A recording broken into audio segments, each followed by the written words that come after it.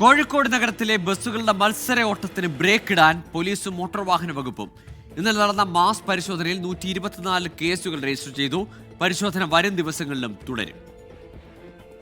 കോഴിക്കോട് നഗരത്തിലെ ഗതാഗത നിയമലംഘനങ്ങൾക്ക് അറുതി വരുത്താൻ മോട്ടോർ വാഹന വകുപ്പും പോലീസും സംയുക്തമായി നടത്തുന്ന പരിശോധന തുടരുകയാണ്.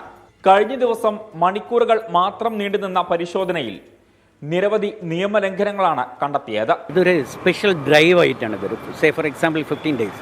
അപ്പോൾ ഈ ഡ്രൈവിൽ നമ്മൾ കൂടുതലും മുൻതൂക്കം കൊടുക്കുന്നത് ബസ്സസിനാണ്. കാരണം ബസ്സിൻ്റെ ഡ്രൈവർമാരെ കണ്ടുപിടിച്ചിട്ട് അവർക്കുള്ള കറക്റ്റീവ് ട്രെയിനിങ്ങോ അല്ലെങ്കിൽ അവരുടെ ലൈസൻസ് സസ്പെൻഷനോ വേണ്ടിയിട്ടുള്ള എല്ലാ പരിപാടികളും നോക്കുക. മാക്സിമം അവർക്ക് ബോധവൽക്കരണം നടത്തുക. ഇതിലൂടെ ഒരു സന്ദേശമാണല്ലോ പാസ് ചെയ്യപ്പെടുന്നത്. മറ്റുള്ള ഡ്രൈവേഴ്സും അതൊരു പാഠമാവട്ടെ എന്ന് കരുതിയിട്ട് അതിന് വേണ്ടിയിട്ടാണ് mainly focused on bus. Air horn ഇല്ലാത്തതിന് 8, സ്പീഡ് ഗവർണർ ഇല്ലാത്തത് 5, ഫസ്റ്റ് എയ്ഡ് ഇല്ലാത്തത് 4, യൂണിഫോം ഇല്ലാത്തതിന് 8, ഇൻഷുറൻസ് ഇല്ലാത്തതിന് 4, മൊബൈൽ ഫോൺ ഉപയോഗിച്ചതിന് 4, ഡോർ ഓപ്പൺ ചെയ്ത് ബസ് ഓടിച്ചതിന് 8, ഹെൽമറ്റ് ഇല്ലാതെ വാഹനം ഓടിച്ചതിന് 57, ടയർ തേയ്മാനത്തിന് 3, മറ്റ് കേസ് 20 എന്നിങ്ങനെ ആകെ 124 കേസുകളാണ് രജിസ്റ്റർ ചെയ്തത്. പിഴ ഇനത്തിൽ 1,48,750 രൂപ ഈടാക്കി.